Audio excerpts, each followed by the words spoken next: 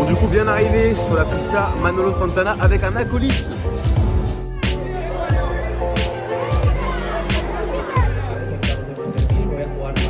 « 3h40, notre avion a été supprimé. »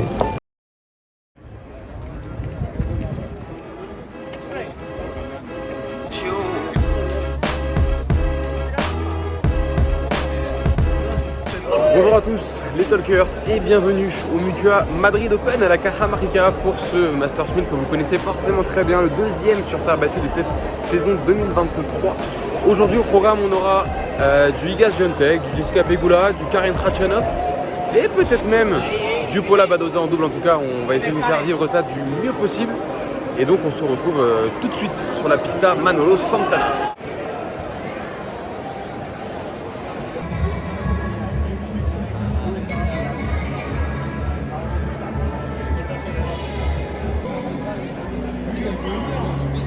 Bon, du coup, bien arrivé sur la pista Manolo Santana avec un acolyte, mon acolyte du jour, qui ne connaît pas encore la chaîne mais qui va bientôt la découvrir. Ouais. Qui va bientôt la découvrir. Gagne certaines zones, c'est bien. Non. Bah, ça va très vite te dire quelque chose. Du coup, là, on est en place pour un petit Karen Khachanov contre Roberto Bautista Agut avec des cappuccinos. Dont le prix. La meilleure des boissons Ouais. dès le matin. Ouais. Il faudra qu'on regarde le prix de la bouffe. Je crois que c'était pas très cher. En revanche, le prix des cafés, il se gave. On a payé ça 10 balles, je crois, pour 2 cappuccinos, dont un frappé. Voilà. Du coup, vous aurez le petit débrief à la fin de la journée, mais on s'oriente quand même sur des boissons qui sont bien plus chères proportionnellement que de la bouffe.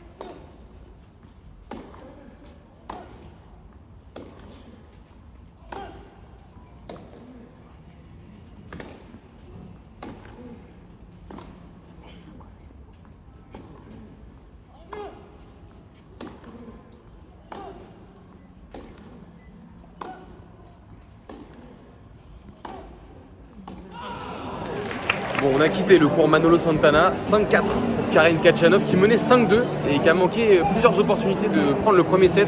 Pourtant, il était assez percutant au coup droit, mais après Roberto Bautista Agut s'est réglé, les échanges se sont intensifiés et le match est quand même pas mal équilibré.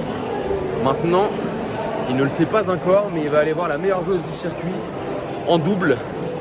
J'ai nommé évidemment Mademoiselle Paula Badoza.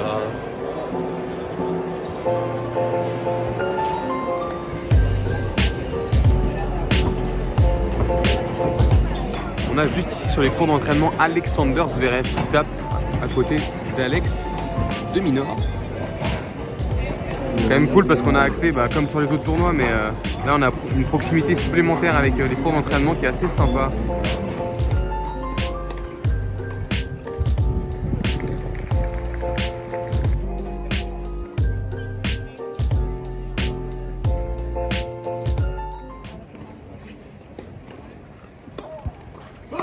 Juego primer set. Alexander Zverev.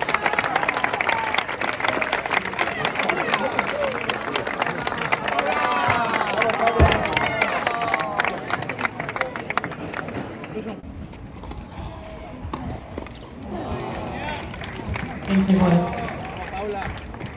15 all.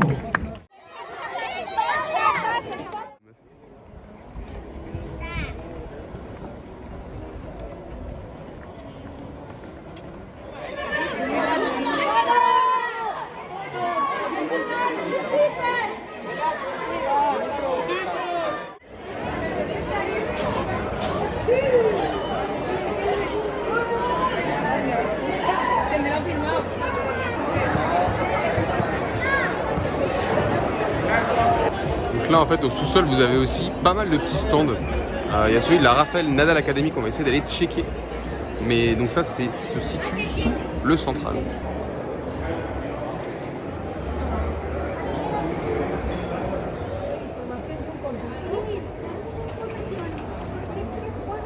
Petit détour par le stand Lacoste, on a beaucoup de Novak Djokovic et de Daniil Medvedev surtout. Vous pouvez voir notamment le style assez particulier de ce stand. Et puis juste derrière moi on a un petit robot, voilà peut-être le tennis du futur qui s'écrit sous nos yeux au Mutua Madrid Open.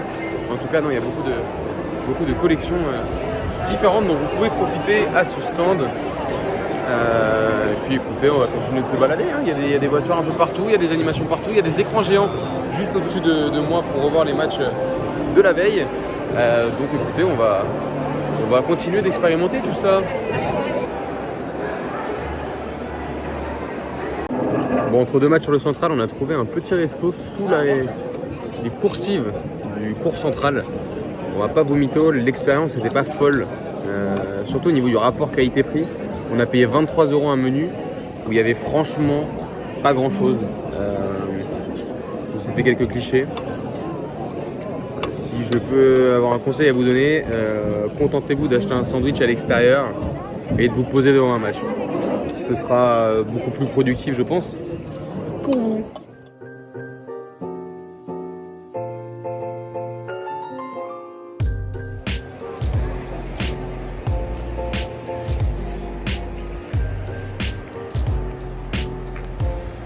Bon, donc les Talkers, on a terminé ce déjeuner, ma foi, pas mauvais mais très cher pour ce que c'était. Et du coup on se remet en selle cet après-midi avec pour démarrer un petit échauffement d'Edouard Roger Vasselin juste derrière moi. Et ensuite on ira, je pense, tâter la température du côté du cours numéro 4 où joue actuellement le double composé de Tyler Fritz et de Frances Tiafoe. Donc ça risque d'être assez sympa. Et ensuite je pense qu'on finira notre journée sur le central avec la fin du match de Jessica Pegula et Iga Swiatek qui jouera contre l'américaine Bernarda Pera.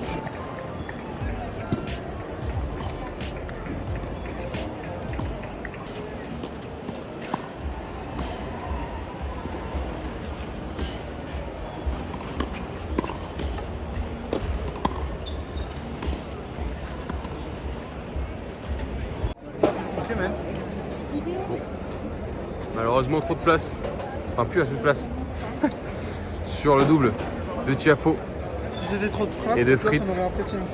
Ouais, du coup on va en profiter pour vous faire découvrir l'espace des players qu'on vient de remarquer en fait. Exactement, on ne pourra pas voir de près évidemment. Donc là vous avez le player building suivi de la terrasse des joueurs qui se mettent plutôt bien. Là c'est là où arrivent les joueurs, on a filmé Stefanos Tsitsipas et Daniil Medvedev tout à l'heure. Et nous on va tranquillement retourner sur le central. Par contre il se passe quand même des trucs de fou ici. Il y a une garderie. Je vais vous emmener la voir 2 minutes. Il y a une garderie pour regarder ses enfants. Tout n'est pas parfait, mais honnêtement, là, il se passe des choses sur ce tournoi qui ne se passent pas ailleurs. C'est assez particulier on va dire comme fonctionnement.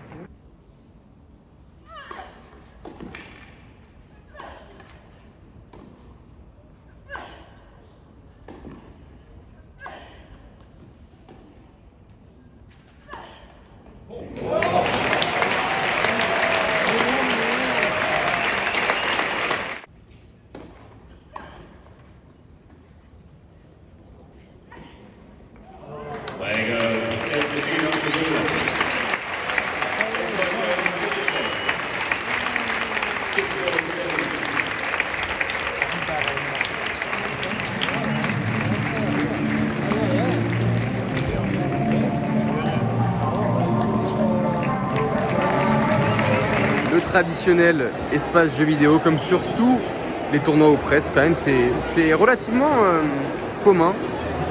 Por primera vez octavos de Master 1000, voy a jugar para hacer mis primeros cuartos y tengo que jugar muy bien para estar en cuartos de Master 1000.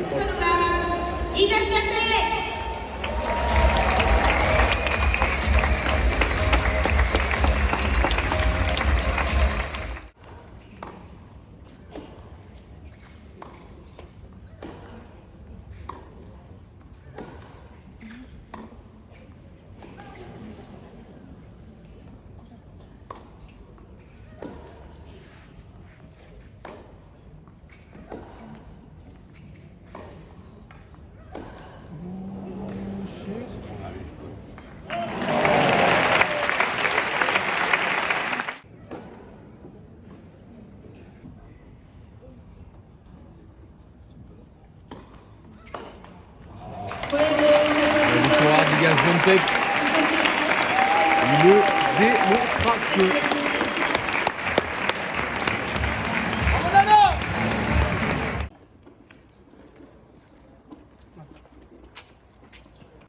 C'est aussi l'envers du décor. 3h40. Notre avion a été supprimé. Il était à 21h. Il a été recalé à 4h15 du matin. Les grèves, vraiment, je suis désolé, je sais que c'est family friendly, tu pourras biper ça après. Je biperai ça Vraiment. après. Bon donc les Talkers, on est bien revenus de Madrid très tard dans la nuit ou très tôt le matin, ça dépend comment on se place suite à nos problèmes d'avion. Mais en tout cas, sachez que cette escapade madrilène sera le premier épisode d'une toute nouvelle série sur Gameset Talk qui me verra partir lors des prochains mois sur certains tournois. Petit spoil, on risque de faire un, voire très certainement 2 grands chelems d'ici la fin de l'année et donc voilà, ça consistera en une notation. Bon, déjà bien évidemment à travers les vlogs on essaiera de vous faire vivre l'expérience des tournois dans lesquels on se rendra, mais donc on va essayer de noter la qualité du site, la qualité du rapport qualité-prix, mais aussi de l'expérience visiteur dans les différents tournois sur lesquels on se rendra. Et donc ça commence avec le Mutua Madrid Open. On notera chaque aspect sur 5, donc ça donnera une note sur 15. Alors voilà, après c'est sûr que tout reste subjectif et notamment dans le critère de l'expérience, tout reste aussi conditionné finalement à la programmation qu'on va voir. On va commencer avec le site auquel je donne la note de 3 sur 5. Voilà, c'est vrai qu'il y a pas mal d'efforts sur tout ce qui est accessibilité aux personnes à mobilité réduite et c'est pas le cas partout, c'est à signaler. Il y a cette garderie que je vous ai montrée qui peut être assez utile quand on est parent et qu'on n'a pas de solution autre que d'amener son enfant ou même son nourrisson sur les tournois de tennis. Maintenant voilà, c'est sûr que tous les cours se ressemblent d'un point de vue architectural, il n'y a pas énormément de variations. Tous les cours voilà, sont armés de béton dans la même forme. Même les cours annexes ressemblent vraiment, alors en version réduite, mais aux plus grands cours du site. Donc ça c'est vrai que c'était pas forcément hyper resplendissant. Il n'y a pas de mini-tennis non plus, ce que je trouve assez dommage. Voilà, on a vu des stands de jeux vidéo, beaucoup de boutiques aussi, mais voilà, il n'y a pas ce stand de mini-tennis ou de paddle ou en tout cas de jeux de raquettes qui te permet de passer le temps quand tu vas par exemple à Roland-Garros. Donc ça c'est vrai que j'ai trouvé ça un peu dommageable. Ensuite le rapport qualité-prix, je vais mettre un 2 sur 5. On va pas revenir sur le menu à 23 € pour les portions qui étaient vraiment ridicules presque. En revanche, les sandwichs et l'alcool, pour ceux qui en consomment avec modération évidemment, sont à des prix très raisonnables. D'ailleurs, il y a un petit stand Estrella où vous avez la pinte presque à 3 ou 4 €. Donc franchement, c'est très très abordable. Voilà, il y a aussi le prix des billets qui n'est pas inférieur à ce qu'on peut retrouver en France, à Bercy ou même à Roland-Garros, même si ça a vraiment augmenté ces dernières années. On a payé pour être presque tout en haut 65-70 € sur le central alors que c'était un deuxième tour. On a eu une programmation voilà, Swiatek, Pegula, Khachanov, Bautista Agut, c'est pas mal, mais on peut quand même s'attendre à mieux, sachant qu'il y avait quand même Holger Rune et Carlos Alcaraz dans la session de nuit et Alexander Zverev sur le cours Aranza Sanchez. En termes d'expérience, je vais là aussi mettre 2,5. Donc la moyenne sur 5, je vais vous expliquer pourquoi, parce qu'effectivement c'est un Masters 1000, donc on a toujours un gage de qualité au niveau des affiches, même si c'était pas forcément ce à quoi on s'attendait. Voir quand même Iga Swiatek et Jessica Pegula, c'est top 3 WTA, ça reste quand même très correct. Il y avait du soleil, ce qui compte quand même dans une expérience, parce que si vous allez à Roland Garros et qu'il pleut toute la journée, bah tout de suite votre journée elle va pas avoir la même teneur tout simplement. Et puis c'est vrai qu'en termes d'activité il manque un mini tennis, mais en termes de nourriture il y a beaucoup de choix. Vous pouvez prendre des sandwichs, des pizzas, des burgers. Alors bon, c'est pas très healthy, mais il y a aussi des salades, il y a diverses variétés de café. Non, très honnêtement il y a de quoi se faire plaisir quand même au Mutua Madrid Open. Ça c'était pour les points un peu positifs. Les points négatifs, c'est qu'il n'y a pas d'écran en fait pour suivre quand vous êtes en dehors des cours et que vous patientez. Il n'y a pas d'écran pour suivre les matchs. C'est vrai que ça pourrait être une plus-value sur aucun cours. Vous pouvez suivre dans la queue ce qui se passe actuellement sur le cours. Vous devez juste attendre le changement de côté comme traditionnellement sur les autres tournois pour pouvoir entrer sur le terrain de votre choix. On a eu une ambiance de spectateurs. On était au Bernabéu la veille et c'est vrai qu'on n'a pas une ambiance de supporters. On a une ambiance vraiment de personnes qui viennent voir consommer un produit mais sans forcément s'extasier. Alors sur Bautista Agut et les Espagnols c'est forcément voilà, un peu plus incandescent que sur les autres rencontres. On n'a pas eu, comme je l'ai dit, et c'est pour ça que je parlais de subjectivité, la chance de voir Alcaraz où voilà, il y a eu Deola et on sait qu'il a tendance quand même à vraiment embraser la foule si je puis dire, mais on n'a pas eu cette ambiance vraiment qui nous en a mis plein les yeux tout simplement. Et évidemment, dernier point que j'avais déjà évoqué, c'était la programmation déséquilibrée entre le jour et la nuit, le samedi et le dimanche. Voilà, on aurait pu s'attendre en payant des places à ce prix-là sur le Manolo Santana à une programmation légèrement plus haute en termes de standing. Donc ça nous donne une note globale à 7,5 sur 15. C'est la moyenne. Voilà, je pense pas que ça vaille en dessous de la moyenne, mais je pense pas que ça vaille non plus au-dessus. Je trouve que c'est assez représentatif. Encore une fois, ça reste subjectif. Mais en tout cas, n'hésitez pas à nous dire ce que vous avez pensé de ce vlog, ce qu'il faudrait potentiellement améliorer, ce que vous aimeriez davantage voir lors des prochains épisodes. Et nous, on se retrouve donc sur Roland Garros.